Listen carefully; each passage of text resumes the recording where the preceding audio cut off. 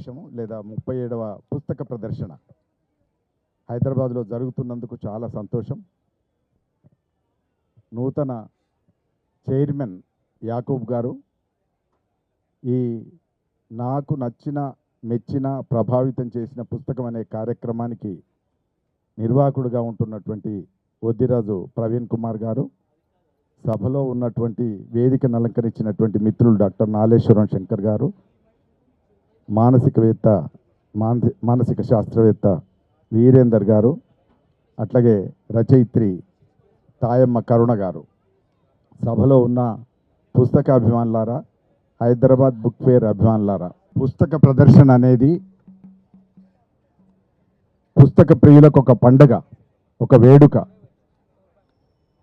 ఒక సంవత్సరం పాటు పుస్తకాల కోసం ఇట్లాంటి ఒక పండగ ఉండాలని, ఇట్లాంటి ఒక వేడుక జరగాలని, ఒక ఉత్సవం జరగాలని ప్రత్యేకంగా శ్రద్ధ తీసుకొని ప్రచురణ సంస్థలు, పుస్తకాభిమానులు, పుస్తక ప్రియులు అందరూ కలిసి ఏర్పాటు చేసుకున్నటువంటి ఒక కార్యక్రమం హైదరాబాద్ బుక్ ఫేర్.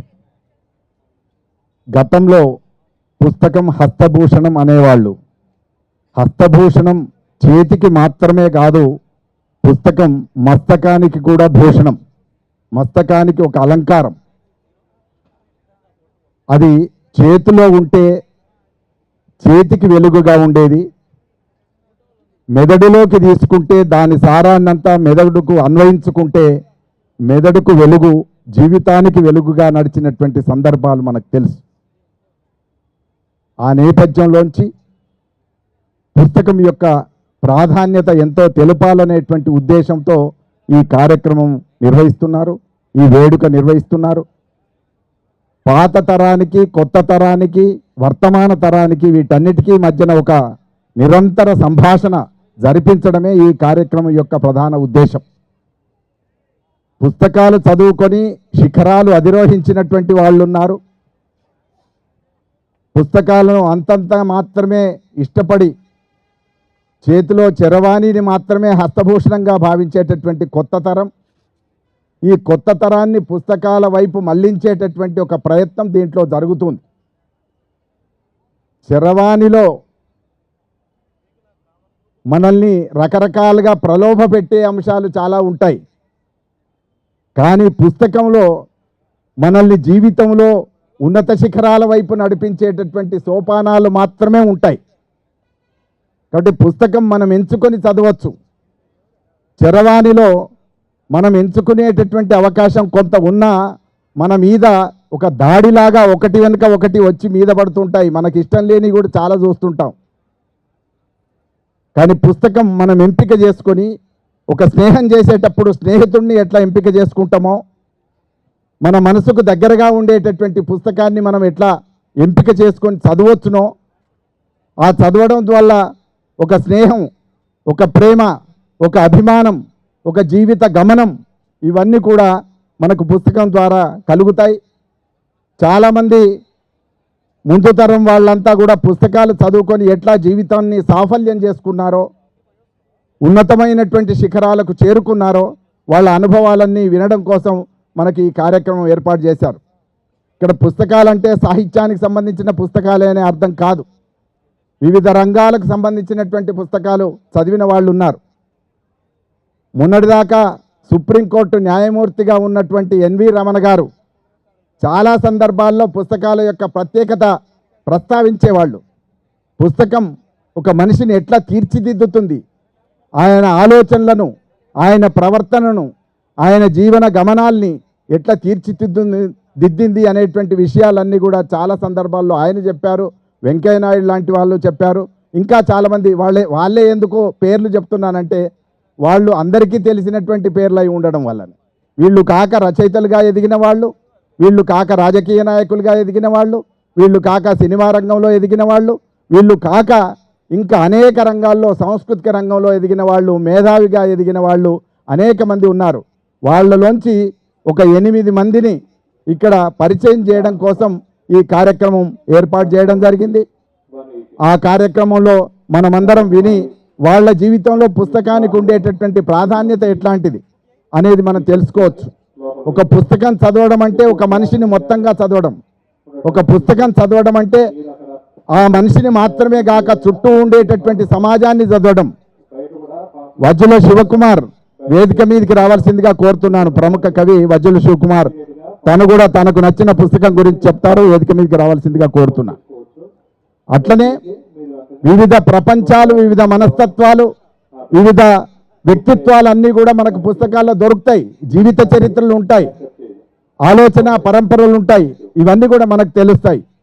కాబట్టి మనం వీళ్ళను వింటున్నామంటే ఒక రచయితను వింటున్నట్టు, ఒక కవిని వింటున్నట్టు, ఒక మానసిక శాస్త్రవేత్తను వింటున్నట్టు, ఒక రచయిత్రిని వింటున్నట్టు, రకరకాలుగా వాళ్ళ రంగాలలో ప్రముఖులై ఉన్న వాళ్ళ అందరి యొక్క జీవిత గమనాన్ని, అనుభవాన్ని అన్నిటిని కూడా మనం విని వడబోసుకొని మంచి జీవితాన్ని ఎంచుకునేటటువంటి మార్గాన్ని మనం ఎంచుకొని అటువైపు నడవడానికి అవకాశం ఉందని భావిస్తూ ఈ కార్యక్రమ నిర్వాహకులను హృదయపూర్వకంగా అభినందిస్తున్నాను. అట్లాగే నేను నాకు సంబంధించినంత వరకు నేను మెచ్చిన పుస్తకం లేదా నాకు నచ్చిన పుస్తకం గురించి ఒక 5 నిమిషాలు చెప్పి 2 నిమిషాలు చెప్పి నేను ముగిస్తాను. మిగతా మిత్రులకు అవకాశం ఇస్తాను. ఎక్కువ సమయం లేదు, గంటలో ఈ కార్యక్రమం పూర్తి చేసుకోవాలి. 8 మంది ఉన్నారు, తలా 5-6 నిమిషాలకి మించి రాదు. కనుక నేను నిజానికి పుస్తకం కనుక చదవకపోతే నేను ఇవాళ మీ ముందు నిలబడేటటువంటి అవకాశం లేదు. ఒకటి, పుస్తకం చదవకముందు నా జీవిత ఉద్దేశం, నేను జీవితంలో ఆదర్శంగా లేదా నేను వెళ్ళాలనుకున్నటువంటి మార్గం రాజకీయ రంగం. రాజకీయ నాయకుడు కావాలని అనుకున్నాను. 9వ తరగతి వరకు నాకు రాజకీయ నాయకుడే నా ఆదర్శం. కానీ ఇవాళ మీరు అందరూ చూస్తూ ఉన్నారు, రాజకీయం ఎంత పతనమైంది, ఎంత జారిపోయింది అనేది చూస్తూ ఉన్నారు. నేను 9వ తరగతిలో ఉన్నప్పుడు మాకు తెలుగు అధ్యాపకుడిగా వచ్చినటువంటి అష్టకాల నరసింహరామ శర్మ అనేటువంటి ఒక కవి, ఆయన తదనంతర కాలంలో సరస్వతి క్షేత్రాన్ని నిర్మించాడు అనంతసాగర్లో. ఆయన అవధాని. ఆయన మా పాఠశాలకు అధ్యాపకుడిగా వచ్చినప్పుడు ఆయన రావటం ఊరికే కవిగా రావటం, ఉపాధ్యాయుడిగా రావటం మాత్రమే కాకుండా ఆయన శిథిల విపంచి అనే పేరుతో ఒక పుస్తకాన్ని అచ్చేసుకొని తీసుకొని వచ్చాడు. మాకు చిన్న ఊర్లో చదువుకుంటున్నాం కాబట్టి మాకు పెద్ద లైబ్రరీ లేదు, మాకు పెద్ద పండితులు మా వెంబడి ఉండే అవకాశం లేదు. అరుగులన్నిటిలోన ఏ అరుగు మేలు, పండితులు కూర్చుండు మా అరుగు మేలు అంటే మా ఊర్లో పండితులు ఎవరు లేరు కనుక మా అరుగులు మేలు కాదని అనుకునేవాడిని. కానీ అరుగులు మనుషులను సిదదీర్చేటటువంటి ఒక చలివేంద్రాలు అనేటువంటిది తెలుసుకున్న తర్వాత ఆ అరుగులకు కూడా ఒక విలువ ఏర్పడ్డది. అది తెలుసుకోవడానికి నాకు ఒక పుస్తకం మార్గదర్శనం చేసింది. ఆ పుస్తకం శిథిల విపంచి, ఆయన వేసుకొచ్చిన పుస్తకం శిథిల విపంచి. చారాన ఆ రోజుల్లో పావుల మాత్రమే దాని రేటు. ఆ పావుల చొప్పున విద్యార్థులందరికీ 9వ తరగతి 10వ తరగతి విద్యార్థులందరికీ తలా ఒక కాపీ అమ్మాడు ఆయన. ఆయన అమ్మడం ఆనాడు మాకు పావుల కూడా భారమే అయి ఉండవచ్చు. కానీ ఆ పావుల పైసలతో ఇవాళ ఎంత దూరం ప్రయాణం చేశానంటే అమెరికా దాకా, లండన్ దాకా వెళ్ళగలిగేటటువంటి ఒక శక్తి కేవలం ఒక పుస్తకంలోంచి మాత్రమే నాకు లభించింది అని చెప్పి గర్వంగా చెప్పుకుంటాను నేను. ఒక పావల, ఆ పావలా ఉన్నటువంటి పుస్తకము మొత్తం నా జీవిత చక్రాన్ని, గమనాన్ని మార్చివేసింది. ఏంటిది ఆ పుస్తకం అంటే శిథిల విపంచి, తీగలు తెగిపోయినటువంటి వీణ. మంచిగా ఉన్న వీణ అయితే అది ఇంకెట్లుండేదో తెలియదు. ఆయన రాసింది తీగలు తెగిపోయిన వీణ పాడేటటువంటి పద్యాలు. ఆ పద్యాల్లో ఏమంటాడంటే, అఖిల జనతతికి ఆనంద సుఖము గుర్చ కరిగిపోయేద కందీటి తెరగు నేను అని రాశాడు అందులో. నాకు అప్పటికి పద్యాలు తెలివాయి. కానీ అఖిల జనతతికి ఆనంద సుఖము గుర్చేందుకు మనం జీవించాలని అనుకున్నాను. ఆనందము, సుఖము ఒక్కరి సుఖం కాదు, ఒక కుటుంబం సుఖం కాదు, ఒక సమాజం సుఖం కాదు, మొత్తం అఖిల జగతికి, అఖిల జనాలకి ఆనందము, సుఖము చేకూర్చేటటువంటి విధంగా మన ప్రయాణం ఉండాలని అనుకున్నాను. అదే దాంట్లో కొన్ని పద్యాలు చిన్నతనంలోనే 9వ తరగతి వయసులోనే ఆకర్షించాయి. ఆయన దుఃఖాన్ని ప్రేమించాడు, ఇతరుల దుఃఖాన్ని కూడా ప్రేమించాడు. అప్పటికి మాకెవరికి శ్రీశ్రీ తెలియదు, లేకపోతే చలం తెలియదు, ప్రముఖులైనటువంటి వాళ్ళు ఎవరూ తెలియదు. కానీ ఒక్క అష్టకాల నరసింహారావు శర్మ శిథిలవి పంచి మాత్రమే తెలుసు, నాకు అందుబాటులో లేవు.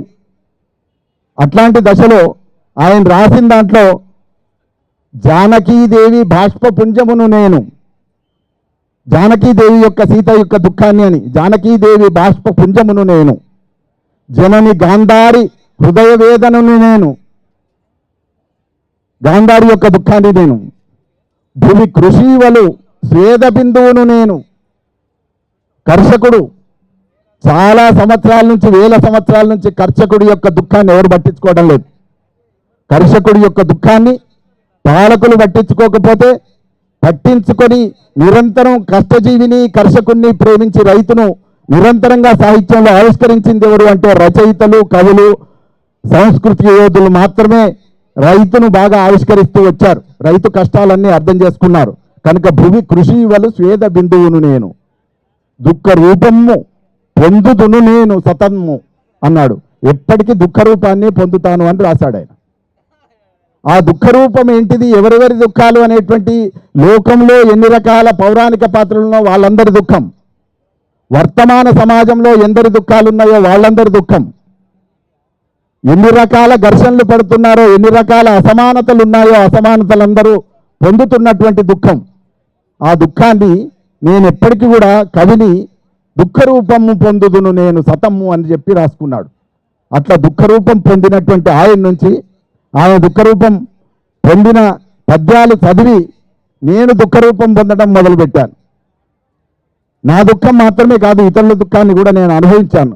కనుక ఇవాళ ఇక్కడ ఉన్నాను. ఆ పుస్తకం నా జీవిత గమనాన్ని మార్చి ఇంత దాకా తీసుకొచ్చి ఇవాళటి కూడా నేను చాలా ఆనందంగా ఉన్నా, సుఖంగా ఉన్నా. నా ఒక్కడి ఆనందం కాదు నేను కోరుకునేది. కవి ఎప్పుడు తృప్తిగా ఉంటాడంటే లోకం మొత్తం సంతృప్తిగా ఉన్నప్పుడే కవి తృప్తిగా ఉంటాడు. చాలాసార్లు అంటుంటారు, రచయితలకు ఎందుకు ఇంత తపన, ఇంత ఆవేదన అని అంటుంటారు. రచయిత కూడా పట్టించుకోకపోతే ఇంకా లోకంలో ఉండే దుఃఖాన్ని పట్టించుకునే వాళ్ళు ఎవరు ఉండరు. కాబట్టి ఇక్కడ ఉన్న వాటిల్లో రకరకాల పుస్తకాలు ఉన్నాయి. ఆధ్యాత్మిక చింతన, దాని వెనుక కూడా దుఃఖమే ఉంటుంది. ఒక సామాజిక పోరాటం, దాని వెనుక దుఃఖమే ఉంటుంది. ఒక సిద్ధాంతం, దాని వెనుక దుఃఖమే ఉంటుంది. ఒక తాత్వికమైనటువంటి పరంపర, దాని వెనుక దుఃఖమే ఉంటుంది. మొత్తం లోకంలో ఉండేటటువంటి అన్ని రకాల మేధో సృజనాత్మక చర్యలన్నిటి వెనక దుఃఖం మాత్రమే ఉన్నది అని చెప్పి నేను అర్థం చేసుకున్నాను. ఆ దుఃఖం నివారించబడాలి. ఆ నివారించడం కోసమే పుస్తకాలు చదవాలి, పుస్తకాలు రాసే వాళ్ళను ప్రోత్సహించాలి, పుస్తకాలు ప్రచురించే వాళ్ళను ప్రోత్సహించాలి, పుస్తక సంస్కృతి వర్ధిల్లాలి. నిరంతరంగా పుస్తకాలు చదువుకొని మనం జ్ఞానం పొంది, జ్ఞానం ఒక్కటే నిలిచి వెలుగును అన్నాడు, మతములన్నీ మాసిపోవును. జ్ఞానం ఒక్కటే నిలిచి వెలుగును అన్నాడు గురజాడ అప్పారావు. మతములన్నీ మాసిపోవును అన్న ఆయన కాలపు ఆదర్శం నుంచి ఇవాళ మతం నిలిచి వెలుగుతున్నటువంటి పరిస్థితి వచ్చి, జ్ఞానమే చాలా ఇబ్బంది పడుతున్నటువంటి పరిస్థితి ఉంది. ఎక్కడైతే మతం నిలిచి వెలుగుతుందో అక్కడ జ్ఞానం కులబడుతుంది, చతికిలబడుతుంది. తిరిగి జ్ఞానం లేచి నిలబడి శిఖరంకెక్కి శిఖరాన్ని అధిరోహించి ఆ మతాన్ని చతికిలబడేటటువంటి శక్తి, చతికిల వేసేటటువంటి శక్తి ఒక జ్ఞానానికే ఉంది. ఆ జ్ఞానం పుస్తకాల్లో ఉంది. ఆ పుస్తకాలు చదువుదాం, పుస్తకాలు హృదయానికి అత్తుకుందామని చెప్తూ ఇప్పుడు ఈ కార్యక్రమాన్ని మనం కొనసాగిద్దాం. అట్లాగే ఇంకొక మాట, నేను ఈ పుస్తకంతో పాటు, పద్యాల పుస్తకంతో పాటు తాళ్ళూరి నాగేశ్వరరావు అనేటువంటి ఆయన మా ఊరి కథలు అని రాశాడు. అది కూడా నేను 9వ తరగతిలో చదివాను కనుక కథలు రాశాను. ఈ కవి రాసిన పుస్తకాలు చదివాను కనుక కవిత్వం రాశాను. కనుక కథలు, కవిత్వం ఏదైనా సరే మొత్తం సామాజిక సంస్కరణ, జనోద్ధరణ, దీన జనోద్ధరణ, దుఃఖ జనోద్ధరణ అని చెప్తూ ఇప్పుడు మా నాలేశ్వరం శంకర్ తన నచ్చిన పుస్తకం, తను మెచ్చిన పుస్తకం, తనను ప్రభావితం చేసిన పుస్తకం ఏంటిదో మనం తెలుసుకుందాం నాలేశ్వరం శంకర్ మాటల్లోనే. నాలేశ్వరం శంకర్ మంచి కవి, తెలంగాణ రచయిత సంఘం అధ్యక్షుడు, అత్యంత ఆప్తుడు, పుస్తక ప్రియుడు. తను మాట్లాడతాడు. ప్రజాకవి నందిని సిద్ధారెడ్డి గారు, ఒక మంచి కథా రచయిత్రి కరుణ గారు, అలాగే మరొక కవి వజ్జల శివకుమార్ గారు, అలాగే వీరేందర్ గారు, సభలో ఉన్న మిత్రులారా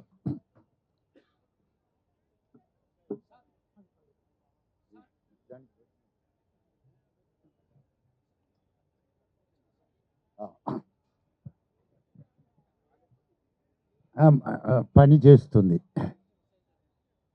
నాకు నచ్చిన, మెచ్చిన, ప్రభావితం చేసిన పుస్తకం మొదటిది ఏమిటి అని అనుకున్నప్పుడు, మాది నాలేశ్వరం. మా ఊరికి బస్సు సౌకర్యం కానీ, రోడ్డు కానీ ఉండేటివి కావు. నేను ఇప్పుడు చెప్తుంది ఒక 50 ఏళ్ల క్రితం.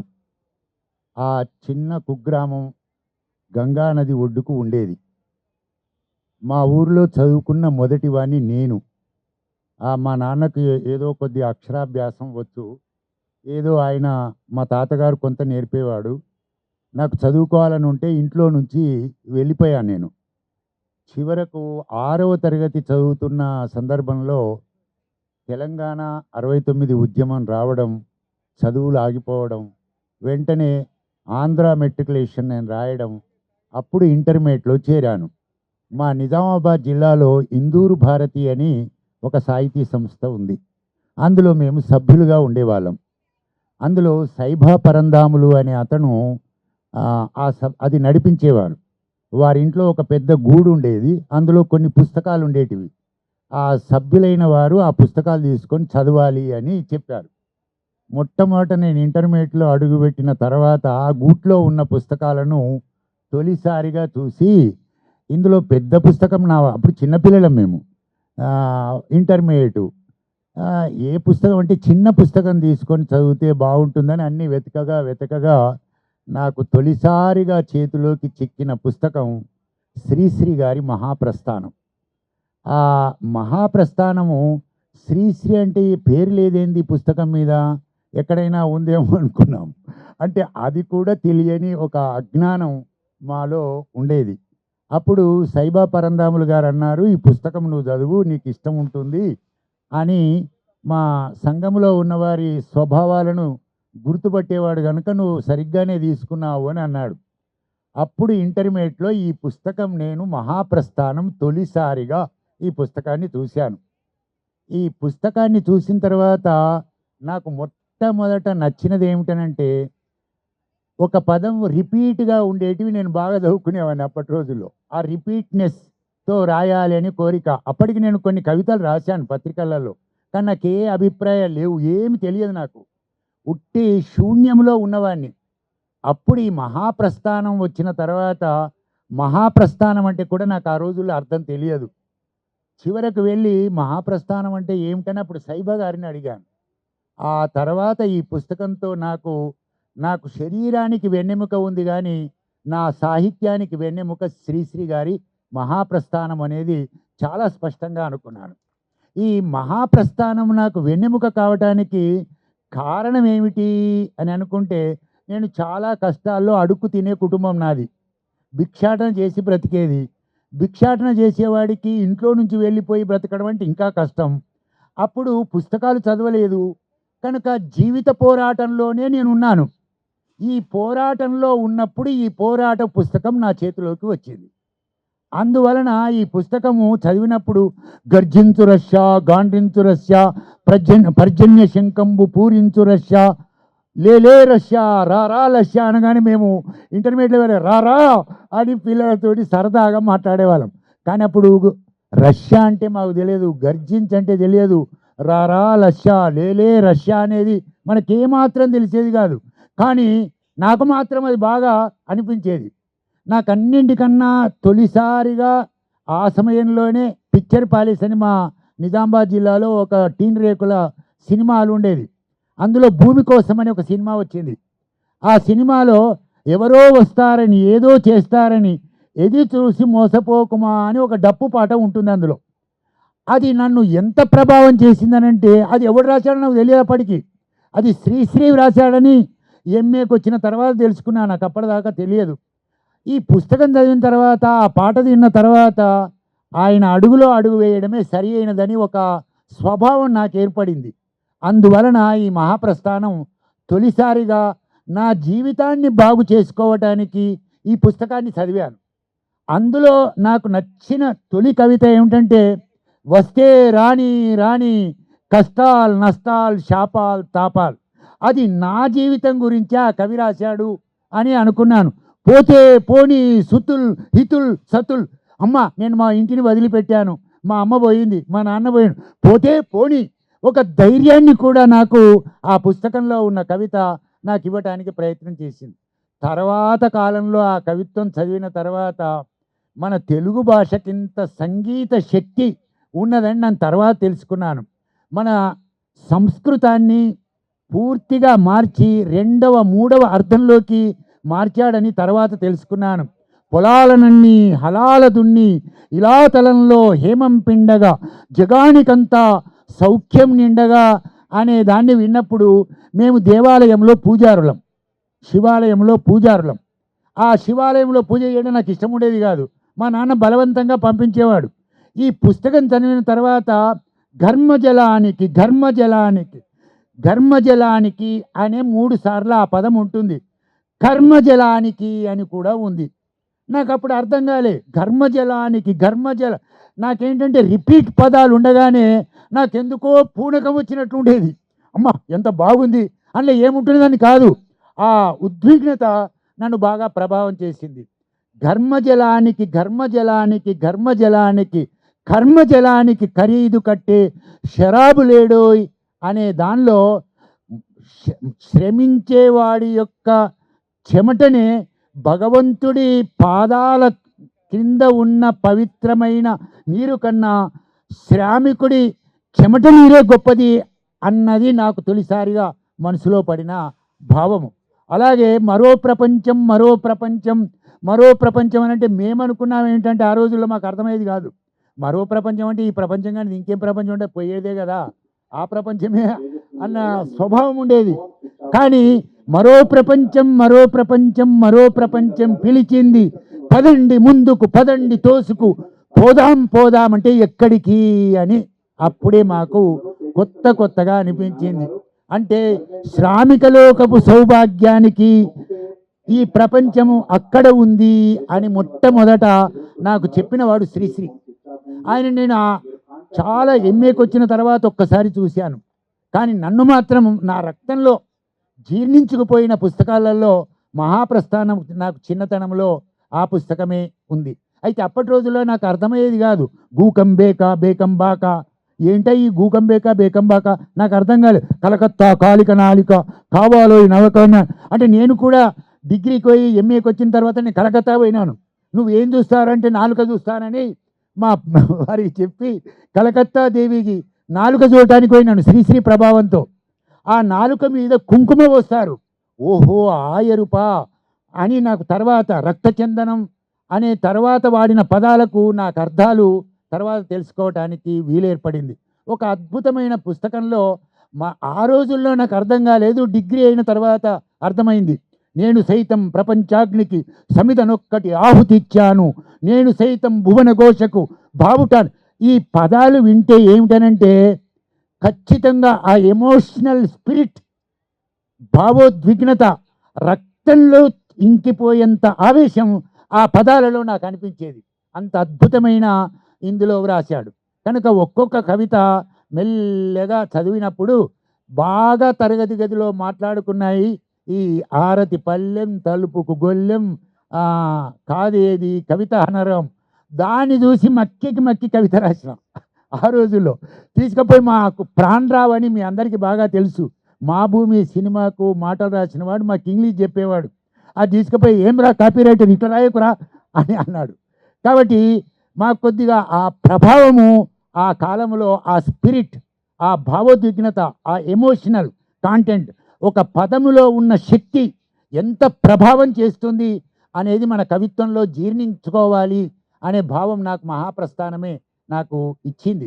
అలాంటి ఒక గొప్ప దానిలో ఏ దేశ చరిత్ర చూసినా ఏమున్నది గర్వకారణం. అప్పటికి మాకు ఉండేది ఏమిటనంటే పొగడరాని తల్లి భూమి భారతినే ఉండేది మాకు. ఏ దేశమేగినా ఎందుకాలిడినా పొగడరాని పొగడమేందయ్యా, ఏ దేశ చరిత్ర చూసినా ఏమున్నది గర్వకారణంలో. నాకు ఆ రోజుల్లో బాగా నచ్చిన కొటేషన్ ఏమిటనంటే కాకుంటే కన్నీళ్లతోనేనుంది. ఏ దేశ చరిత్ర చూసినా ఏమున్నది గర్వకారణం, కాకుంటే ఆ చివరకున్న కన్నీళ్ళు, అమ్మయ్య ఈ కన్నీళ్ళే ఈ ప్రపంచాన్ని మారుస్తుంది. ఆ కన్నీళ్లు రాకుండా ఉండే కవిత్వం రాసుకోవడం మన విధి అనే భావన నాకు ఈ పుస్తకమే నాకు కలిగించింది. ఇది ఒకసారి నాకు మా అమ్మ అనిపిస్తుంది. ఒక్కొక్కసారి అభ్యుదయ ఉద్యమము, విప్లవోద్యమము, నక్సలైట్ ఉద్యమము అన్నిటికీ ప్రాణప్రదమైన పుస్తకము మహాప్రస్థానమే అనిపించేది. అందులో ఉన్న ఆ లాజిక్, ఎంత లాజిక్ అంటే నాకు బాగా చిన్నతనం పూర్తి చేశాను సార్. చిన్న లాజిక్ ఏంటంటే, ఇప్పుడు అవసలివాడు ఇంతంత బంగారాన్ని తీసుకొని దాన్ని తీగ తయారు చేస్తాడు. ఆ తీగ చిన్న చిన్న రంధ్రాలలో ఆ బంగారం ముక్క పెట్టి లాగుతూ ఉంటాడు. లాగుతూ ఉంటే తీగ బాగా పొడవు అవుతుంది. అంత పొడవైన భావోద్విగ్నత గల పద జాలంతో ఉన్న పాదాలు శ్రీశ్రీలో ఉన్నాయనేది నాకు చిన్నతనంలో తెలిసింది. మరొకటి, గోలీ సోడా ఉండేది. నేను 7th క్లాస్లో ఉన్నప్పుడు గోలీ సోడా కొట్టగానే పెద్ద శబ్దం వచ్చేది. ఆ శబ్దంకే వెళ్ళి అక్కడనే ఉండేవాళ్ళం. అది భలే కొట్టుకునేది. కానీ ఆ తర్వాత శ్రీశ్రీని చదువుకున్నప్పుడు ఆ గోలీ ఏమనిపించేదంటే, సోడా వీడు తాగుతాడు, సీసా అలా ఉంటుంది, గోలీ బయటకు వెళ్ళదు, లోపలికి వెళ్ళడు. కనుక ఒక రైతైనా ఒక శ్రామికుడైనా అటు కిందికి వెళ్ళలేడు, అటు పైకి వెళ్ళలేడు, గోలిలాగానే ఈ ప్రపంచంలో వాడు ఉన్నాడు అనే ఒక భావము ఈ పుస్తకం నాకు అందించింది. కనుక ఇంతటి మంచి పుస్తకం శ్రీశ్రీ అనే 2 అక్షరాలు నా జీవితానికి ఒక పర్యాయంగా మిగిలినాయని చెప్పుకుంటూ నాకు ఈ అవకాశాన్ని ఇచ్చినందుకు ధన్యవాదాలు. యాకూబ్ గారికి, ఒద్దిరాజు ప్రవీణ్ కుమార్ గారికి, విన్న మీకు కొద్దిగా శ్రీశ్రీ నా రక్తంలోకి వస్తున్న సమయంలో నేను నిలిపివేశాను. కానీ మీ అందరి రక్తాలలో కూడా ప్రవహించేది శ్రీశ్రీ అనే భావిస్తూ, ఈ పొయిట్రీ అనే దానిలో ఈ ట్రీకి పూసిన పుష్పాలే ఈనాటి ఉద్యమాలు అని నేను భావిస్తూ నాకు ఈ అవకాశాన్ని ఇచ్చినందుకు ధన్యవాదాలు చెప్తున్నాను. శ్రీశ్రీ మహాప్రస్థానం తనని ఎట్లా ప్రభావితం చేసిందో నాగేశ్వర శంకర్ మాటల్లో విన్నాం. ఇప్పుడు వజ్జల శివకుమార్ తను ప్రభావితం చేసినటువంటి, నచ్చినటువంటి లేదా ఆయన మెచ్చినటువంటి పుస్తకం గురించి విందాం. వజ్జల శివకుమార్ మంచి కవి, గోగు పువ్వు, తర్వాత పాలకంకుల కళ, మొన్నటిది దాఖల, మొన్న కొత్తగా వేల రహస్యం అనేటటువంటి కవితా సంపుటి కూడా రిలీజ్ చేశాడు. మంచి కవి. తనను ప్రభావితం చేసినటువంటి పుస్తకం గురించి తెలుసుకుందాం. ప్రభావితం చేసిన పుస్తకాల గురించి, నచ్చిన పుస్తకం గురించి, ప్రభావితం చేసిన పుస్తకాల గురించి, నచ్చిన పుస్తకం గురించి మాట్లాడుకునే ఒక మంచి సందర్భాన్ని ఈనాటి ఈ పుస్తక ప్రదర్శన ప్రాంగణంలో ఏర్పాటు చేసి, వినూత్నమైనటువంటి విధానంలో ఒక కవిగా, ఒక రచయితగా వాళ్ళను ప్రభావితం చేసిన సాహిత్యం ఏమిటి అని తెలుసుకోవడం అనేది ఒక ప్రత్యేకమైన అంశం. ఇక్కడ ఏం జరుగుతుంది? పుస్తక ప్రదర్శన ప్రతి ఏటా నిర్వహించబడుతుంది, యథాలాపంగా కార్యక్రమాలు జరుగుతాయి. కానీ పెట్టే ప్రతి కార్యక్రమం వెనుక ఒక ముఖ్యమైన లక్ష్యం ఉంది. ఆ లక్ష్యం ఏమిటి? ఇంతమంది రచయితలు కొలువుదీరిన ఈ ఎగ్జిబిషన్ గ్రౌండ్లో, ఈ పుస్తక ప్రదర్శన స్థలంలో ఎంతమంది మహారచయితలో పుస్తకాల రూపంలో అక్కడ నిలబడి చూస్తున్నారు, వింటున్నారు, మనతో మాట్లాడుతున్నారు.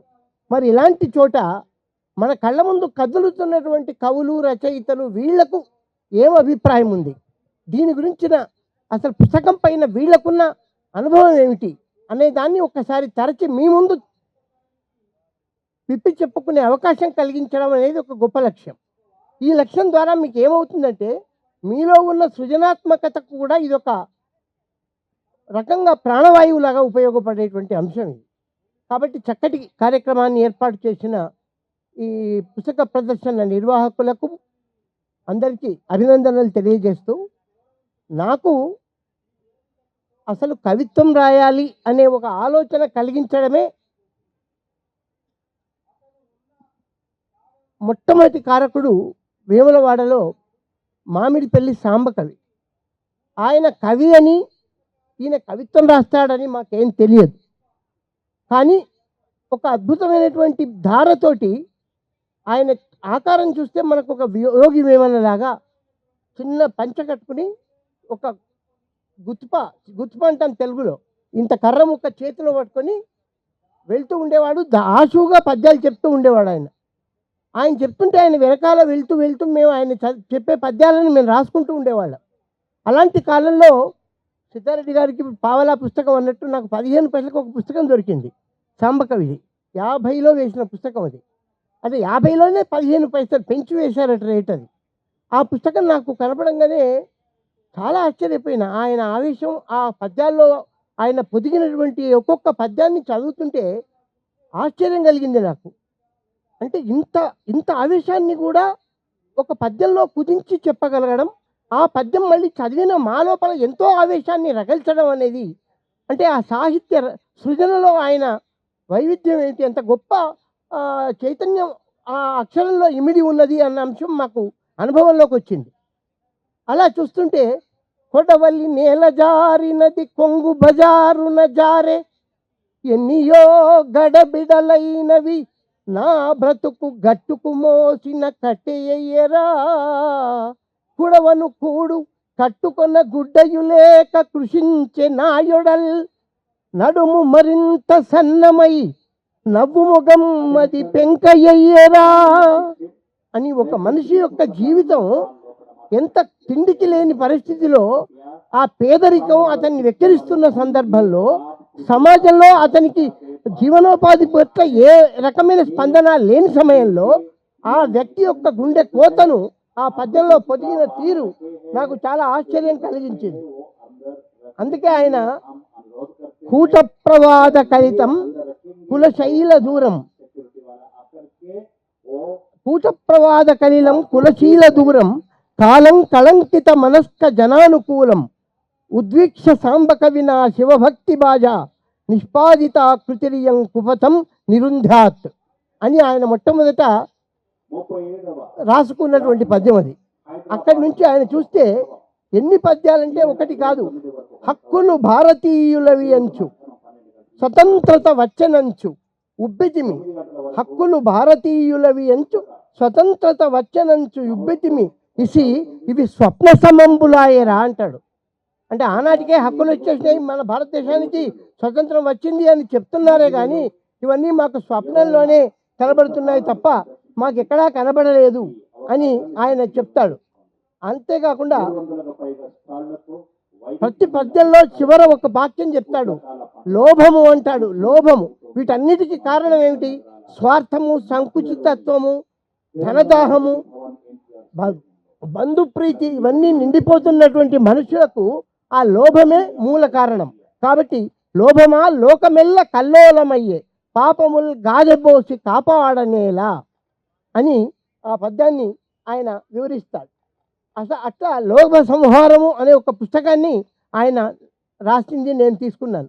అప్పటి నుండి ఎన్ని పద్యాలంటే ఒక్కొక్క పద్యంలో ఒక అద్భుతమైనటువంటి ఆవేశాన్ని ఆయన పోగు చేసి చెప్పాడు. ఆఖరికి ఒక్కొక్క పద్యంలో అంటాడు, దండుగయ్య కాది చేతికందని ఫలంబు, నిష్ప్రయోజనమే కాది నిర్జనవని.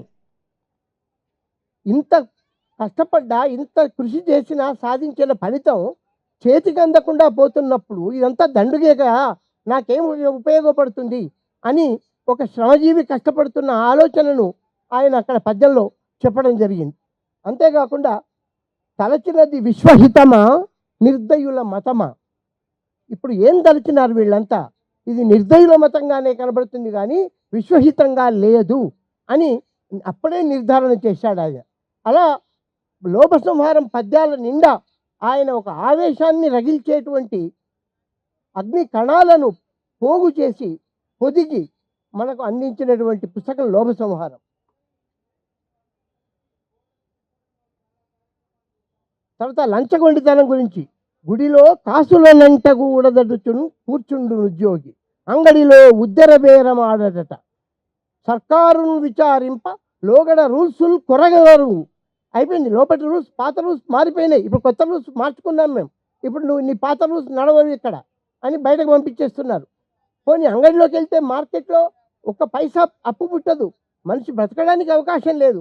ధరలను చూసిన పెంచువారికి దయాదాక్షిణ్యములు 50లో 1950లో చెప్పిన పద్యము, ధర్మం అడుగంటే సత్యంబు దారి తప్పే, న్యాయం అడవిలో బడియే నయంబు చెడియే అని ఒక్క మాట అంటాడు. మారుపడకున్న మనకు క్షేమంబు లేదు.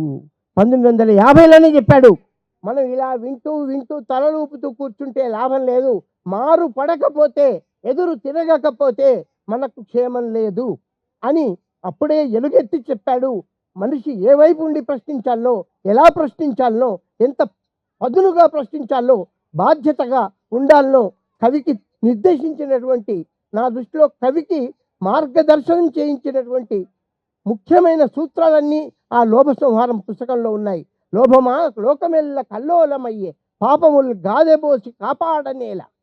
ఆఖరికంటాడు, నిన్ను చంపకపోతే నేనెట్లు కవిని అంటాడు, నిన్ను సంహరించకుండా నేనెట్లు కవిని అని. అంటే లోభాన్ని మొట్టమొదటి వీటన్నిటికీ మూల కారణమైన ఆ లోభం అనే గుణాన్ని ఎదిరిస్తూ మామిడిపల్లి సాంబకవి రచించినటువంటి ఆ పుస్తకం నన్ను చాలా ఆలోచన కలిగజేసింది. చాలా గొప్ప పుస్తకం. లోభ సంహారం ఇప్పుడు ప్రతులు కూడా లేవు, కానీ ఈనాటికి నా మనసులో గింగిర్లు అనేటువంటి ఆయన వాక్యాలు, ఆయనతో కలిసి ఆయన వెనకాల నడిచిన కాలం మమ్మల్ని ఇంకా కవిత్వం పట్ల ఆరాధిస్తూ, కవిత్వాన్ని ఆలోచిస్తూ, కవిత్వంతో బతికేటువంటి ఒక అవకాశాన్ని, యోగ్యతను మాకు ఇచ్చిందని మేము భావిస్తున్నాం. కాకుండా ఇంకా నాకు బాగా నచ్చిన మరొక పుస్తకం, చిన్న 4 మాటలు చెప్తా. ఎన్నో పుస్తకాలు చదువుతాం. అరణ్యక నవల వనవాసి, ఆ వనవాసి పుస్తకాన్ని రచించినటువంటి విభూతిభూషణ్ బందోపాధ్యాయ పుస్తకాన్ని తెలుగులో సూరంపూడి సీతారాం గారు అనువాదం చేసిన పుస్తకం ఇది. 1938లో వెలువడిన ఈ నవల ఎంత ఆశ్చర్యం అంటే, ఆ నవలను మీరు తీసి చదవాల్సిందే. ఆ నవల ఎలా ఉంటుందని నేను ఇంకా వర్ణించి చెప్పేంత అవసరం లేదు. అయిపోయి ఆ నవలలో ఉన్న గొప్పతనం ఏంటంటే, మీరు నవలలో ప్రవేశించే వరకే మీ చేతిలో మీరుంటారు. తర్వాత ఆ నవలలో ఉన్న పాత్రలు మీరైపోతారు. ఆ పాత్ర మీరుగా మారిపోయే ఒక గొప్ప శక్తి ఆ నవలలో ఉంది. కాబట్టి వనవాసి అనేటువంటి అత్యద్భుతమైనటువంటి నవల ప్రతి ఒక్కరూ చదవదగిన నవల, నన్ను చాలా ఆలోచింపజేసిన నవల. ఇప్పుడున్న సమయాన్ని వినియోగించుకొని మీకు నచ్చినటువంటి ఈ 2 పుస్తకాల్ని క్లుప్తంగా పరిచయం చేసుకోవడం జరిగింది. కృతజ్ఞతలు, ధన్యవాదాలు. తను స్థానికంగా ఉండే కవి కూడా ప్రభావితం చేయొచ్చు. చిన్న పుస్తకం కూడా పెద్ద ప్రభావం చేయొచ్చు. పెద్ద పుస్తకమే కానక్కర్లేదు, చిన్న కవి కూడా పెద్ద కవిగా మార్చవచ్చు. కాబట్టి ఏ పుస్తకం అని కాదు, పుస్తకం చదవడం ముఖ్యం, ఆ చదివిన పుస్తకాన్ని హృదయంలోకి తీసుకోవడం ముఖ్యమని చెప్పినందుకు వజ్జల శివకుమార్కి ధన్యవాదాలు చెప్తూ, ఇప్పుడు సి వీరేందర్ మానసిక శాస్త్రవేత్తగా మీ దృష్టికి ఇప్పటికే వచ్చి ఉండవచ్చు. చాలా ఛానళ్లలో తను తరచుగా కనబడుతుంటారు. ముఖ్యంగా యువతరం యొక్క సమస్యలు వెంటనే పరిష్కరించేందుకు ఎప్పటికప్పుడు సమాజాన్ని, తనను, కొత్త తరం ఆలోచనలను అనుసంధానం చేసి విశ్లేషణ చేయగలిగేటటువంటి శక్తి వీరేందర్కు ఉంది. ఇప్పుడు వీరేందర్ తనను ప్రభావితం చేసినటువంటి పుస్తకం, తాను మెచ్చిన పుస్తకం, తనకు నచ్చిన పుస్తకం గురించి మాట్లాడతారు. వీసరామ గారు నమస్కారం సార్. సభకు నమస్కారం. ఇక్కడికి వచ్చిన పుస్తక ప్రియులందరికీ కూడా శుభాభివందనాలు.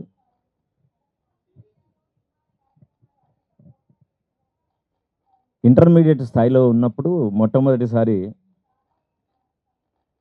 కవి సమ్మేళనాలు అరుగుతున్నప్పుడు అటెండ్ కావడంతో పాటు నేను చదివిన మొట్టమొదటి కవులు రాసిన కవితా పుస్తకం, వచ్చిన కవిత్వం ఏంటంటే సిద్ధారెడ్డి గారిదే, కాగడ అని 80లో కదనా, 78 దివిటి యా.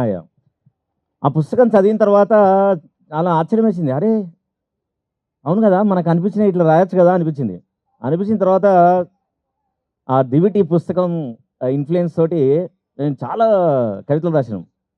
ఫార్చునేట్లీ మేము సిద్దిపేటలో పుట్టడం మూలన సిద్దిపేటలో కవులు ఎక్కువ ఉండేవాళ్ళు. అప్పుడు నాటకాలు ఎక్కువ వేసేవాళ్ళం. సిద్దిపేట కళాశాలలో కూడా ఎప్పుడు రెగ్యులర్గా కల్చరల్ యాక్టివిటీస్ జరుగుతూ ఉండేది. అందులో మాకు లైబ్రరీ కూడా ఉంది అక్కడ సిద్దిపేట మార్కెట్ దగ్గర. ఆ లైబ్రరీలో రెగ్యులర్గా కవి సమ్మేళనం అవుతుండేది, చర్చలు జరుగుతుండేది. ఇవన్నీ కూడా చాలా ప్రభావం చూపించడం ఒక పార్ట్. కవితలు రాయొచ్చు అని మాత్రం సిద్ధారెడ్డి గారి దివిటి పుస్తకంతో మమ్మల్ని ప్రభావితం చేసి మేము రాయొచ్చు అని అనిపించింది. అప్పుడున్న సిద్దిపేట కళాశాలలో చాలామంది తెలుగు లెక్చరర్స్ మమ్మల్ని ఇన్ఫ్లుయెన్స్ చేశారు. ఆ తర్వాత పీజీకి ఉస్మానియా యూనివర్సిటీ నిజాం కాలేజీకి వచ్చిన తర్వాత చాలా ప్రభావం చేసిన పుస్తకం ఏంటంటే నిత్య జీవితంలో భౌతిక శాస్త్రం that change the whole perspective of looking at the things. అంటే మన నిజ జీవితంలో జరిగే ఎన్నో రకాలైన వాటికి భౌతిక శాస్త్రంతో ఎక్స్ప్లెయిన్ చేయడం, విషయాన్ని సాంకేతికతో ఎట్లా చూడాలి అనేది ఆ పుస్తకం చాలా, అది రష్యన్ బుక్, తెలుగులో ఆ, అనువదించిన తర్వాత చదవడం జరిగింది. ఆ తర్వాత చాలా large spectrum of Telugu literature మేము చదవడం జరిగిన తర్వాత నేను ఫిజిక్స్ పిహెచ్డి ఏసీ అబ్రాడ్ వెళ్ళొచ్చి వచ్చిన తర్వాత there was a conflict was going in my head.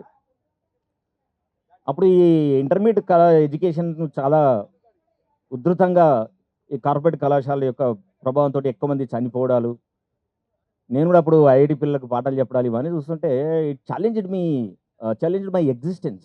What for I'm really doing? I'm adding pressure to the society, or I am really here to help the people to come out of the pressure? Then I took a decision to shift my professional career from physics to the psychology. There is a biggest challenge faced by the everybody around me, na మిత్రులు కానీ కుటుంబ సభ్యులు కానీ, ఏంటి అసలు ఒక చాలా ఏమంటారు డబ్బుల పరంగా బాగా ఉన్న ప్రొఫెషన్లోంచి సైకాలజీ అంటే 25 years బ్యాక్ ఎవరికి తెలియని రంగంలోకి వెళ్తున్నాం. అసలు how you are going to stand? What for? నువ్వు ప్రొఫెషన్లో ఉన్నవాని సంగతి ఎవరికి తెలియదు. నువ్వు వచ్చి ఈ రూమ్లో కూర్చుంటే నీ దగ్గరికి ఎవరు వస్తారు, నువ్వు ఎవరికి తెలుస్తావు? ఆ కాలంలో మాకు ఇంటర్మీడియట్ డిగ్రీ చదువుతున్నప్పుడు శ్రీపాద సుబ్రహ్మణ్య శాస్త్రి పుస్తకం ఉండేది, మాకు ఒక కథ ఉండేది. అప్పుడు అనుకోకుండా నేను విశాలాంధ్ర పుస్తకాలు వెళ్ళినప్పుడు బంచ్ ఆఫ్ బుక్స్ కొంటే దానిలో శ్రీపాద సుబ్రహ్మణ్య శాస్త్రి కథల పుస్తకం ఒకటి కనబడింది. దాంట్లో చాలా కథలు ఉన్నాయి. గులాబీ అత్తరని ఒకటి ఉండే, తర్వాత వడ్లగింజ అని ఒక కథ ఉంది. That story you cannot believe, it change my whole life style. దాంట్లో ఎట్లా అంటే ఒక చెస్ ప్లేయరు చెస్సే జీవితంగా జీవిస్తున్న వ్యక్తి జీవితంలో ఏ రకంగా కూడా ఆసరా లేని పరిస్థితి లోపల రాజధానికి వచ్చి అప్పుడు గజపతి రాజు యొక్క మన్నన పొందాలి, నా ఆర్ట్ను చూపించాలి అని ఆ రాజు ఒక అనౌన్స్ చేస్తాడు. చెస్లో కనుక నన్ను ఎవరైనా ఓడిస్తే ఈ దేశంలో ఈ రాజ్యంలో సగభాగం ఇచ్చేస్తానంటాడు. అరే ఇది బాగుంది కదా అని చెప్పి ఆ చెస్ ప్లేయర్ వస్తాడు. రాజధానికి వచ్చిన తర్వాత రాజును గెలవాలంటే ఈయన బట్టలని మాసిపోయి ఉంటాయి, చినిగిపోయి ఉంటాయి, బక్కగా ఉంటాడు. ఈయన ఎవరు రానిస్తాడా, చాలు అందరు వెళ్ళి రాజు టైం వేస్ట్ చేస్తారా అయింది అని పంపించేస్తారు. దాంతో క్వశ్చన్ మార్క్ వచ్చి, అరే ఎట్లా, how I can become a best chess player, or how I'm going to reach out the king అని ఆలోచిస్తున్న క్రమం లోపల పుట్టకుళ్ళమ్మ చెప్తుంది, అరే బిడ్డ నువ్వు తెలివైన వాడే నిజమే, నీకు తెలుసు, ఈ ప్రజలకు తెలియదు కదా అని అంటాడు. ఈ ప్రజలకు తెలియజెప్పే పని చేయాలి నువ్వు ఏదన్నా అంటే, అరే నిజమే కదా, ఏం చేయాలి నేను మరి అంటే ఆమె చెప్తుంది, నువ్వు వెళ్ళి ఇక్కడ రాజధానిలో చాలా ప్లేసులు ఉన్నాయి, అక్కడ చెస్ ఆడుతూ ఉంటారు, you should go there and perform your skill అంటాడు. అరే భలే ఉంది కదా అని చెప్పి ఆ ఒక ఊరికి ఒక కార్నర్లో ఉన్న మామూలు ప్రజలు ఆడుకునే చెస్ ప్లేస్కి వెళ్తాడు. వెళ్ళి అక్కడ చూస్తుంటే ఒక మ్యాచ్ డ్రాక్ వచ్చేస్తుంది. ఒక వీక్ పాయింట్ ఉన్న ఆయన దిక్కుపోయి ఆయనకు చెప్తాడు, నువ్వు ఇట్లాగా చేసేది ఇగో ఈ రాజుకి ఇట్లా షా పెట్టు, నువ్వు గెలవచ్చు అని పెట్టగానే ఒక్కసారి మ్యాచ్ యొక్క ఏంది తీరు మారిపోతుంది. ఓడిపోతాడు అనుకున్నాడు కాస్త గెలిచిపోతాడు. గెలిపోయిన అక్కడ ఉన్న ఆశ్చర్యపోతాడు, అరే ఇట్లా కూడా ఆడొచ్చా అని. వెంటనే వాని పక్కకు కూర్చొని ఇక వాడు ఎన్ని మ్యాచ్లు అవుతాడు, ఎంతమంది ఆడినా కూడా వాడు అందరిని ఓడిచేస్తాడు. కూడా కానీ ఒక్క రోజులతోటే అక్కడ ఉన్న 100 మందికి తెలిసిపోతుంది, అమ్మ this fellow is really fantastic man, వీడికి అసలు అద్భుతమైన తెలితేట్లున్నాయని అనుకుంటాడు. అట్లా ఒక నెల రోజుల లోపల ఎక్కడెక్కడ చెస్ ఆడేటోళ్ళు ఉన్నారో అక్కడక్కడ ఉన్న వాళ్ళు అందరినీ ఓడిచేస్తాడు వాడు. ఇది మాట మాట మాట మెల్లగా అది రాజభవనం చేరుతుంది. అక్కడ మంత్రికి తెలుస్తుంది. రాజు చిరాకు పడతా ఉంటాడు, ఏంది మన రాజ్యంలో నాతో నిలబడి కూర్చొని గంటసేపు ఆడేవాళ్ళు లేరా, చిచి నువ్వు అన్యాయం చేస్తున్నారు మీరందరూ, అసలు పని చేస్తలేరు మీరనే చిరాకును ప్రదర్శిస్తూ ఉంటాడు. వెంటనే ఈయన పేరు అక్కడ చేరుతుంది. మంత్రి అనుకుంటాడు, అమ్మయ్య ఎవడో రాజు కనీసం రాజు ముందర నిలబెడదాం విని, కానీ అంతకంటే ముందు నేను చెక్ చేయాలి కదా అని చెప్పి ఆ రాజులు మంత్రులు రాజభవన్లో పనిచేసే ఎంప్లాయీస్ అందరూ కలిసి ఆడుకునే ఒక ప్లేస్ ఉంటుంది, వీడిని అక్కడికి తీసుకెళ్తారు. వాడు అక్కడ గంట సేపట్లో ఎవడెవడు వస్తాదని అనుకున్న అందరినీ మట్టి కనిపించేస్తాడు. అనగానే వాళ్ళందరూ ప్రశాంతం వస్తాం, అమ్మయ్య వీడు right person to reach out the king అనుకుంటారు. రాజుతోటి పోటీ పెట్టిస్తాడు. పోటీ పెట్టేసిన తర్వాత ఏంది 15 రోజులు ఆడతాడు. రాజు ఆల్మోస్ట్ ఓడిపోయే స్టేజ్కి వచ్చేస్తాడు. రాగానే ఇంకా అప్పుడు రాజు అనౌన్స్ చేస్తాడు, నువ్వు గెలిచిపోయినావు, నువ్వు అద్భుతమైన మనిషివి, అసలు ఇప్పుడు రాజ్యం ఇస్తాను కాబట్టి రాజ్యంతో పాటు నీకేం కావాలంటాడు. అయ్యా నా రాజ్యం ఇస్తే నేనేం చేసుకుంటా, నేను చెస్ ప్లేయర్ని, నాకేం అవసరం లేదు, నేను యాక్చువల్గా మా ఊరు పరిస్థితి చాలా భయంకరంగా ఉంది, నా జీవితం కూడా బాగాలేదు, అది తెలుసుకోవడం వచ్చిన అంటే ఇప్పుడు చెప్పి ఏం కావాలి నీకు అంటాడు.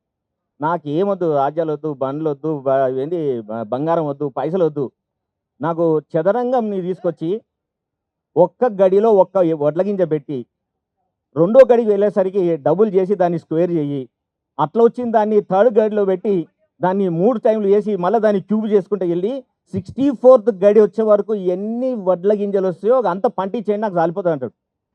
అనగానే రాజు అంటే అరే పిచ్చను నువ్వు, నాకు అర్థం కాదు, అందరు తీరుతారు వాడిని ఎవరు వచ్చిన వాళ్ళు అందరూ, నువ్వు నిజంగా వేస్ట్ వేలో ఉన్నావు కూడా, నాకు వడ్లు అడుగుతాడా అంటే సరే అంటాడు రాజు అనేసి లెక్కలు మొదలు పెడతాడు. నెల రోజులు లెక్క తెలియదు, లెక్కలు పెట్టి పెట్టి మొత్తం మ్యాథమెటిక్స్ ఎక్స్పర్ట్స్ ఉన్న వాళ్ళందరినీ తీసుకొచ్చి చేస్తే ఆఖరి తెలుస్తుంది ఏంటంటే కనీసం ఒక 50 ఎకరాల విస్తీర్ణం లోపల ఒక 100 సంవత్సరాలు పండితే పంట ఎంత వస్తుందో అంత లెక్క తెలుస్తుంది. ఇలాగానే రాజు ఆశ్చర్యపోతాడు, అరే what a fantastic skill you are having అని చెప్పి రాసి ఇచ్చేస్తాడు. So end of the moral of the story ఏంటి, 2 పదాలు నాకు చాలా స్ట్రైకింగ్ తెలిసినాయి. నీకు తెలివి ఉంటేనే సరిపోదు, నువ్వు ఒక్కనే అనుకుంటే కాదు, ప్రజలందరూ తెలియాలంటే ఏం చేయాలా, you need to reach out to the society and the people. Then that really changed my way of working, and that really I started going out to the colleges, going out to the government to connect with them, and we designed a number of programs to reach out. Then we reach out to the media. Then fortunately people started encouraging these kind of methods of reaching out to people on the mental health and the relationship issues, and that's how I am here. And that is అదొక్కటే ప్రభావం చేసి నన్ను ఈరోజు ఇక్కడ తీసుకొచ్చింది.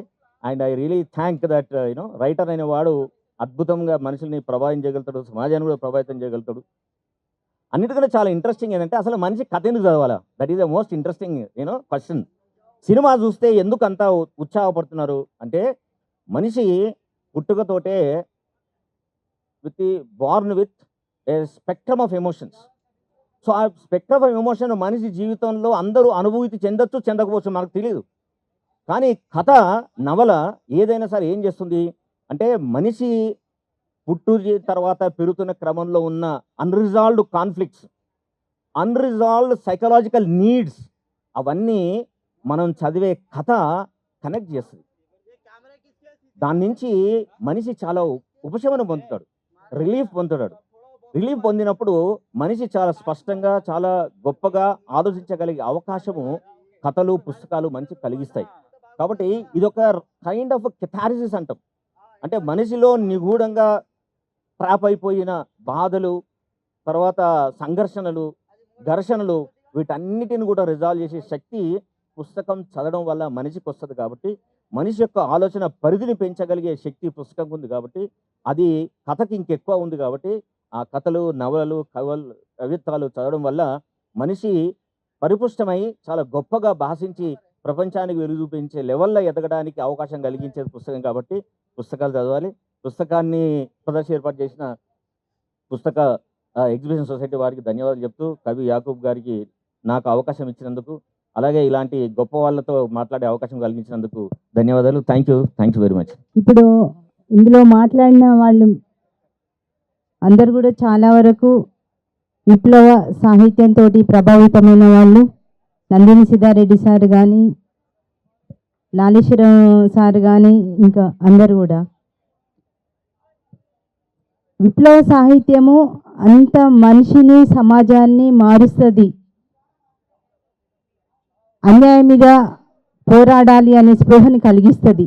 లేదా వాళ్ళ జీవితంలో ఎలా బతకాలో కనీసం ఒక నిజాయితీగా బతకడానికి అయినా ఒక దారి ఏర్పరుస్తుంది. అట్లా నేను విప్లవ సాహిత్యంతో ప్రభావితురాలనైన దాన్ని. మాది నల్లగొండ జిల్లా, ఎర్రగొండ. మాకు తెలంగాణ సాయుధ పోరాటం నుంచి విప్లవ సాహిత్యము, మీటింగులు ఉంటాయి. అట్లా నేను కూడా ప్రభావితమైన దాన్ని. మా నాయన స్వతహాగా జనశక్తి నాయకుడు. అక్కడ అరుణోదయ విమలక వాళ్ళ నాన్న, మా నాన్న కలిసి ఉద్యమం చేసిన వాళ్ళు. అట్లా నేను ఉద్యమ సాహిత్యంతో ప్రభావితమై ఉద్యమంలోకి వెళ్ళాను.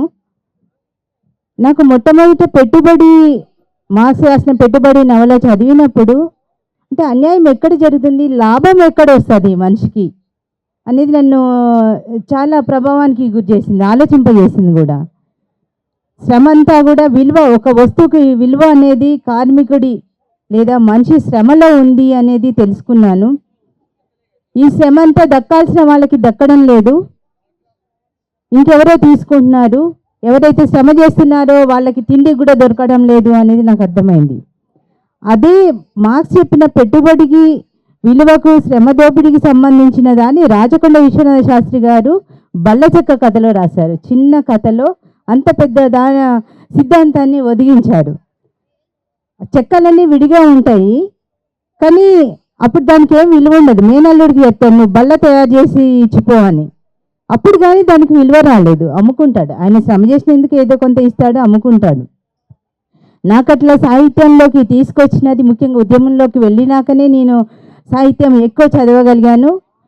అట్లా సాహిత్యంలోకి తీసుకొచ్చిన వాళ్ళు రాచకొండ విశ్వనాథ శాస్త్రి, కారా మాస్టరు, తర్వాత కోకు నవల చదువు నా మీద చాలా ప్రభావం చూపించింది. సాహిత్యం అంటే కథ చెప్పే రీతిలో రాచకొండ విశ్వనాథ శాస్త్రి ఎక్కువ ప్రభావం చూపారు నా మీద. అయితే నేను వీళ్ళ గురించి చెప్పడం లేదు, అందులో ఉద్యమంలోకి వెళ్ళి పనిచేసి వచ్చిన దానిగా అక్కడ పనిచేసిన మహిళలు, పనిచేసి చనిపోయిన వాళ్ళు ఉద్యమంలో, మావోయిస్ట్ ఉద్యమంలో చనిపోయిన వాళ్ళు, ఉద్యమంలో పనిచేసి బయటకు వచ్చిన వాళ్ళు, అందులో కొనసాగుతూ రాసిన వాళ్ళు 53 మంది మహిళా రచయిత్రులు ఉన్నారు. వాళ్ళందరూ రాసిన 350కి పైగా కథలని వియుక్త సంపుటాలుగా వెలువరించారు. 6 సంపుటాలు, అందులో ఒకటి వియుక్త మొదటి సంపుటం మీద నేను ఈరోజు మాట్లాడదలుచుకున్నాను. నాకు విప్లవోద్యమ సాహిత్యం నా మీద చాలా ప్రభావం వేసింది. దాని మీద చాలా అపోహలు కూడా ఉన్నాయి. చాలామంది అంటే బయట చల్లగా కూర్చున్న వాళ్ళు ఎన్ని నిందలైనా వేయచ్చు, అట్లా అది చంపుడు కథం కార్యక్రమాలు అనేవాళ్ళు కూడా ఉన్నారు. కానీ విప్లవోద్యమం ఎంత మానవీయమైనదో ఈ కథలు చెప్తాయి. ప్రజల పట్ల ఎవరు ఒక మనిషిని చూసి నవ్వడానికే మనం సిద్ధంగా ఉండం. అంటే ఏదో లాభం, ఎదుటి వ్యక్తి నుంచి మనకి ఏదైనా లాభం ఉంటే తప్పితే చిరునవ్వు కూడా నవ్వలేం. అట్లాంటిది వాళ్ళ ప్రాణాలను త్యాగం చేస్తూ, ముఖ్యంగా మహిళలు ఎక్కువ రాసినారు విప్లవోద్యమంలో కథలు. వాళ్ళు రాసిన అమ్మలు, మహిళలు, స్త్రీలుగా వాళ్ళు రాసిన కథలు ప్రజల గురించి, ఉద్యమంలో ఓడిపోయిన సహచరుల గురించి, అక్కడ ఆదివాసీల గురించి, ఆదివాసీల తరపున ఈరోజు అందరికంటే అట్టడుగున ఉన్న ఆదివాసీల తరపున, ఆదివాసీ మహిళల తరపున, అక్కడ ఉన్న రీతి రివాజుల తరపున, అన్నిటి తరపున పోరాడుతున్న వారు మావోయిస్టులు, నక్సలైట్లు. చాలా కథలు ఇందులో అక్కడ జరుగుతున్న ఉద్యమాన్ని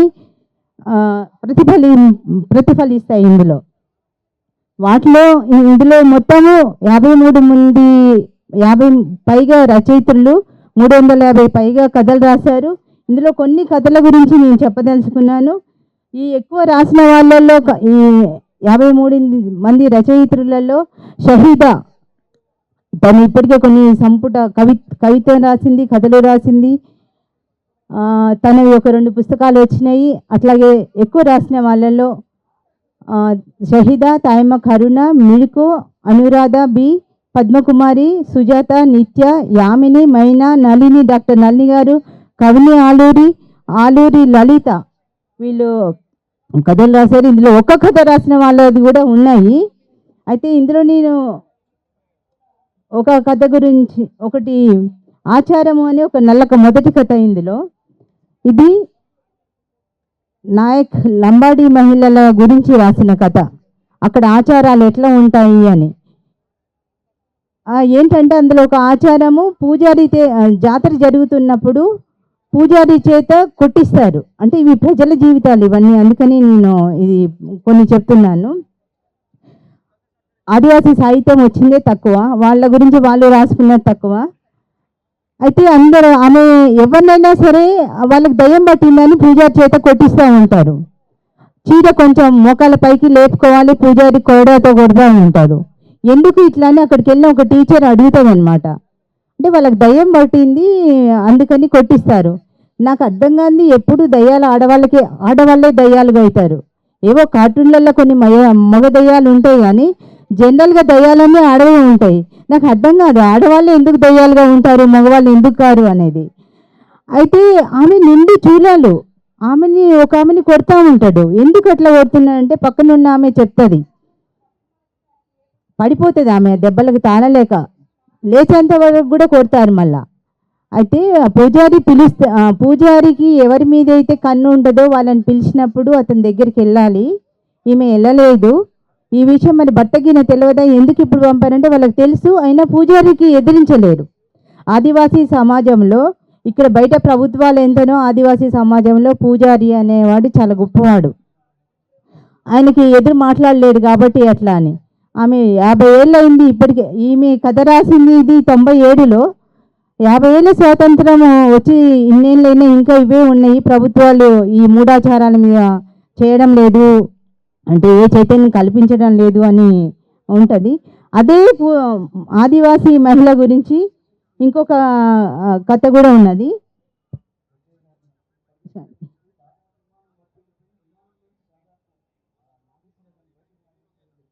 జాకెట్ రూప అనే కథ. నిజానికి ఇది మాడియా మహిళల గురించి స్వాతి అనే ఆవిడ రాశారు.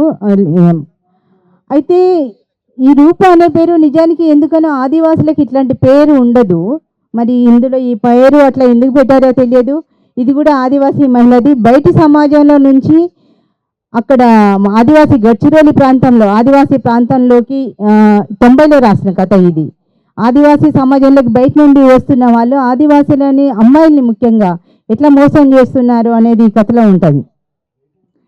అయితే ఈ కథలో చాలా విషయాలు ఆదివాసీలు బయటి వాళ్ళని ఎందుకు నమ్మరు అనేది ఉంటుంది, వాళ్ళు ఎట్లా మోసం చేస్తారు అనేది ఉంటుంది. ఇందులో ఒకటి చదువుతాను. అంటే చంపడం అనేది మా నక్సలైట్ల మీద ఒక అపవాదం ఉన్నది కదా, వీళ్ళు కర్కోటకంగా ఉంటారు అని వాళ్ళంత మానవత్వంతో కానీ సాహిత్యము వాళ్ళు ఎంత మానవత్వం లేకపోతే సాహిత్యం కూడా రాయగలుగుతారు, ప్రజల తరఫున యుద్ధం చేయగలుగుతారు. అందులో ఒక దగ్గర అందం గురించి రాస్తుంది. ఏప్రిల్ మాసంలో పొద్దున్నే రాలే ఇప్ప పువ్వులా తెల్లగా అందంగా ఉంటుంది. వసంతకాలంలో చిగురించి ఆకర్షించే గున్నమామిడిలా నిండుగా ఉంటుంది ఆ రూప అనే అమ్మాయి. ఎంత మంచి పోలిక కదా. నేను ఒకసారి అందం గురించి ఒక కథ రాస్తూ నల్లగా ఉన్న అందంగా ఉంది అని రాశాను ఒక కథలో. నన్ను ఒక కామ్రేడ్ అడిగింది, అంటే అందం అంటే ఏంటి తెలిపేనా, నలుపు అందం కాదా అంటే, నేను అదే నలుపు అందమనే రాసిన కదా అని నేను అన్నాను.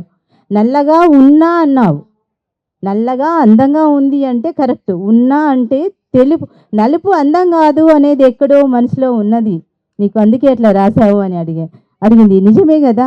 అంటే మీ మహిళలుగా కథలు రాసేటప్పుడు ఎన్నిటి మీద కథ ఇంకా ఎంత బాగా రాయొచ్చు.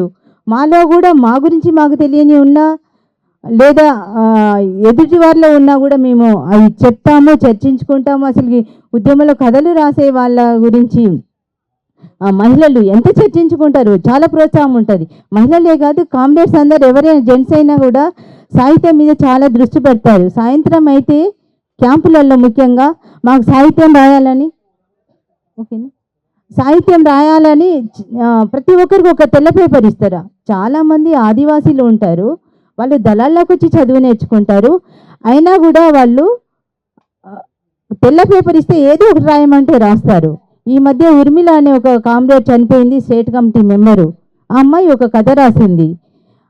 ఇందులో కూడా ఒక కిరి అనే కథ ఇంకొక ఆదివాసీ అమ్మాయి, వాళ్ళిద్దరు ఆ క్యాంపులోనే రాశారు. ఓకేనా సార్?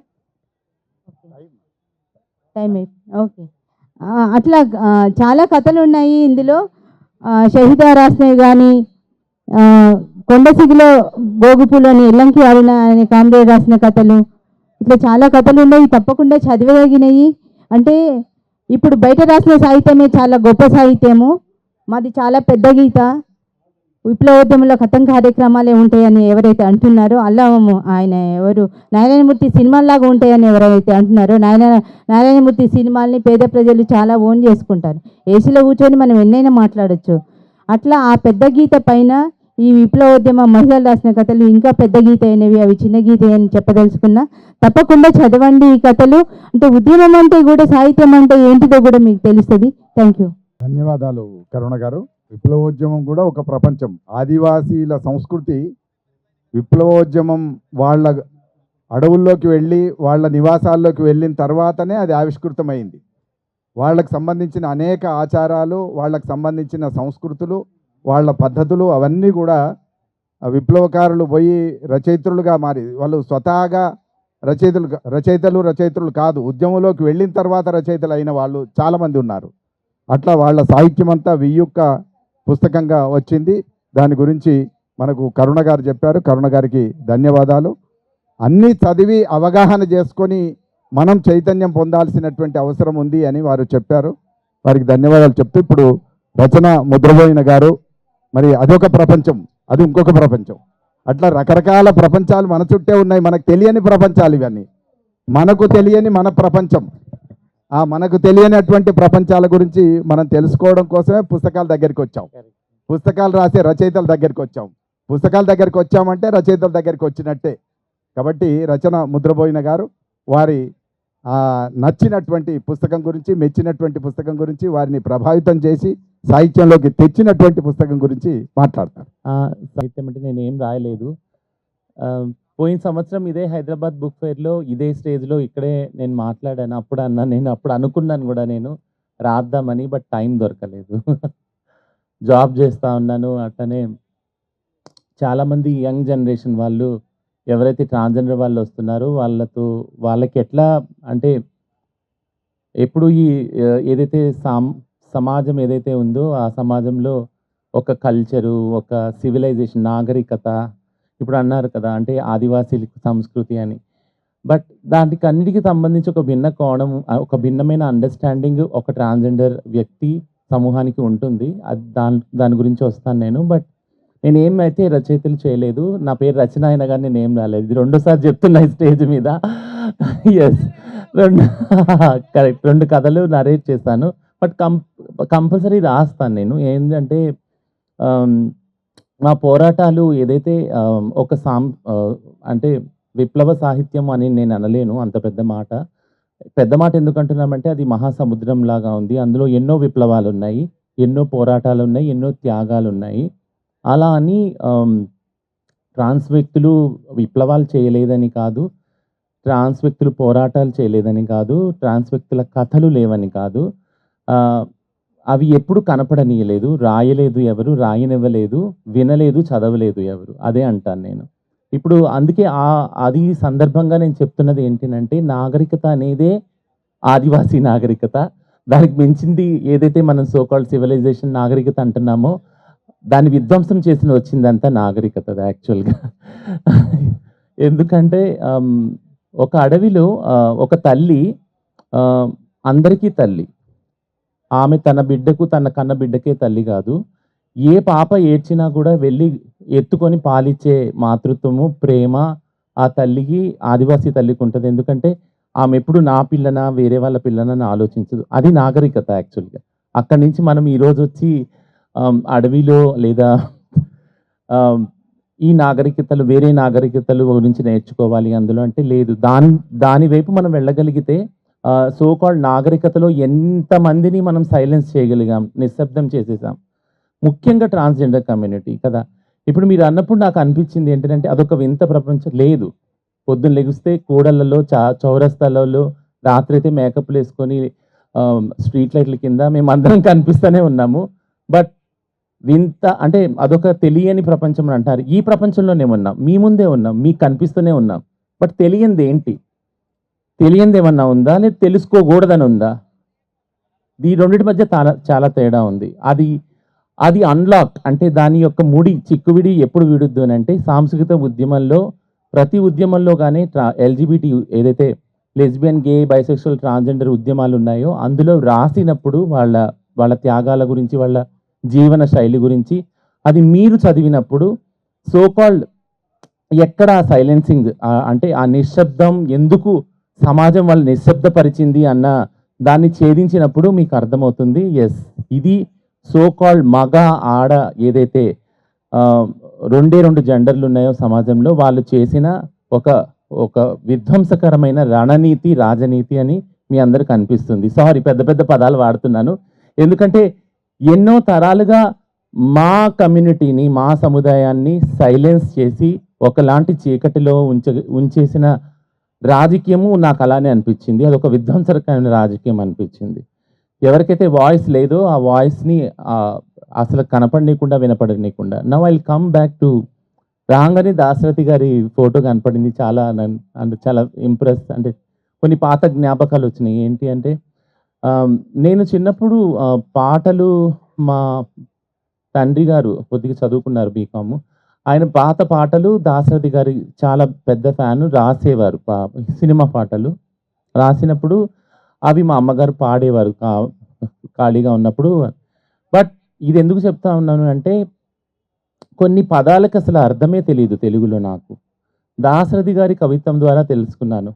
ఒక సినిమా పాటలో వచ్చింది, నీవు రావు నిదుర రాదు అనే పాటలో ఒక పదం వచ్చింది, కన్నుదోయి అలసిపోయాను.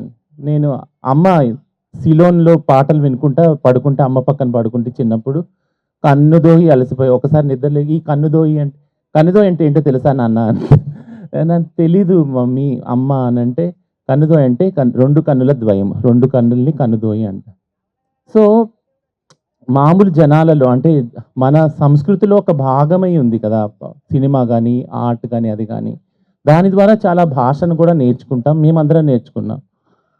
ఇప్పుడు ఇంప్రెస్ చేసిన బుక్కుల గురించి చెప్తాను, ఎందుకంటే ఎక్కువ టైం లేదు కాబట్టి. బట్ కొన్ని వింత నిజాలు, చాలా ఆశ్చర్యకరమైన విషయాలు మీ ముందు పెడతాను. ఫస్ట్ నేను చదివిన book my experiments with truth. Yes, మీరు నవ్వుకున్నారు, నేను ఆశ్చర్యపోయాను. ఎందుకంటే అందులో ఏది కూడా మేకపాలకు మించి నాకు ఏం అర్థం కాలేదు.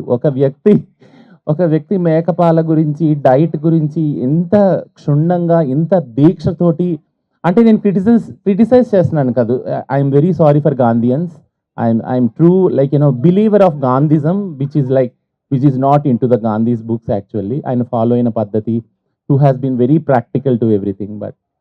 బట్ అది అర్థం ఒకసారి చదివినా, 2 సార్లు చదివినా, 10 సార్లు చదివినా, బట్ ఆ 10 సార్లు చదివినాక ఒక బుక్ మాత్రం చదివినా, అది annihilation of caste, doctor BR Ambedkar. అప్పుడు నాకు ఆ బుక్ అర్థమైంది, మై ఎక్స్పెరిమెంట్స్ విత్ ట్రూత్.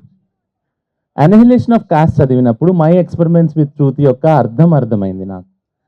2 ఉదాహరణలు చెప్పి ముగిస్తాను. ఒకటి ఏంటంటే, మీ అందరికి తెలుసు అనహిలేషన్ ఆఫ్ కాస్ట్ ఇస్ చతుర్వర్ణమయం.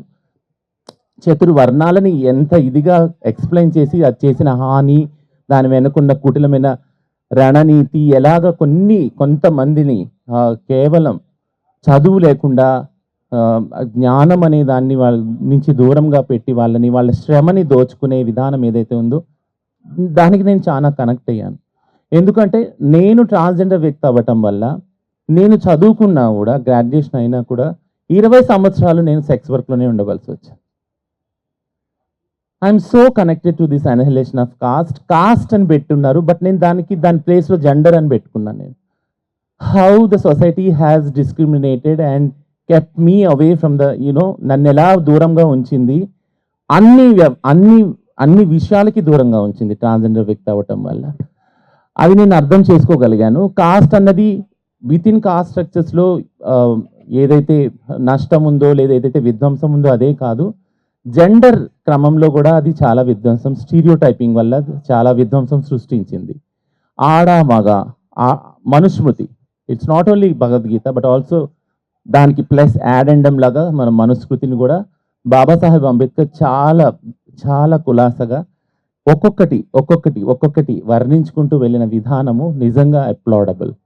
అది మనకు ఒక జ్ఞానోదయం. ఏంటినంటే, ఒక వర్ణ వ్యవస్థ వల్ల ఎటువంటి హింస జరుగుతుంది, I will say it as హింస, ఎటువంటి క్రైమ్ జరుగుతుంది అన్నది మన కళ్ళకు కట్టినట్టు చూపించింది ఒక్క బాబాసాహెబ్ అంబేద్కర్ చేయగలిగాడు. దాన్ని నా ట్రాన్స్జెండర్ ఒక ఐడెంటిటీకి అనువదించుకున్నప్పుడు, ఈ వితిన్ చతుర్వర్ణాల్లో జరిగింది హింస, చాలా క్రైము, బట్ ట్రాన్స్జెండర్ వాళ్ళకి హింస, క్రైము అది జెండర్ బేసిస్ మీద చాలా జరిగింది. బట్ దాని గురించి ఎవరు రాయలేదు, వినలేదు, చదవలేదు.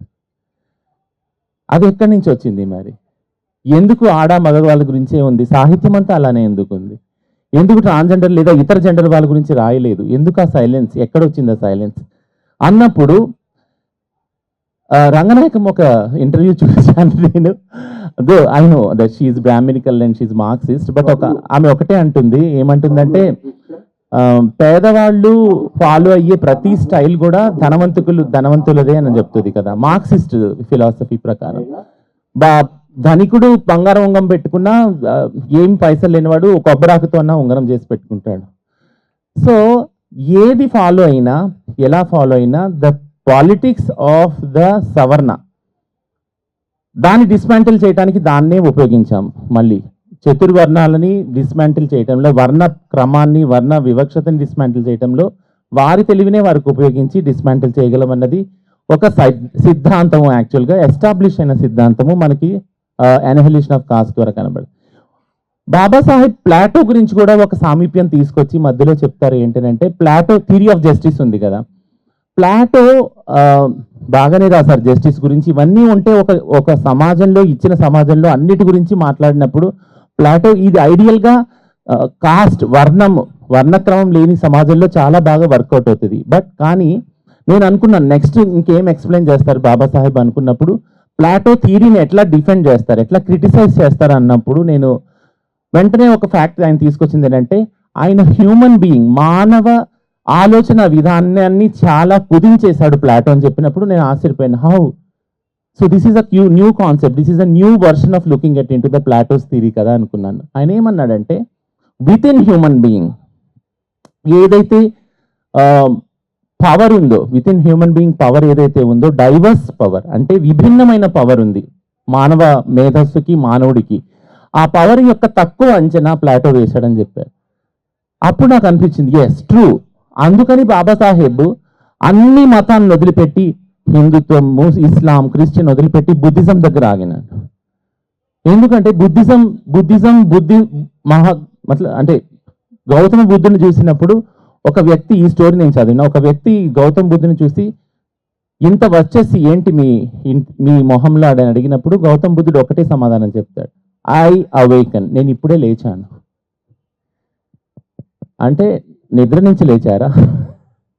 లేదు, నిజానికి లేచాను, నిజాన్ని చూస్తున్నాను. నేను ఏదైతే చావు పుట్టుకులు ఇదంతా ఉందో దాని గురించి నేను చూస్తున్నాను.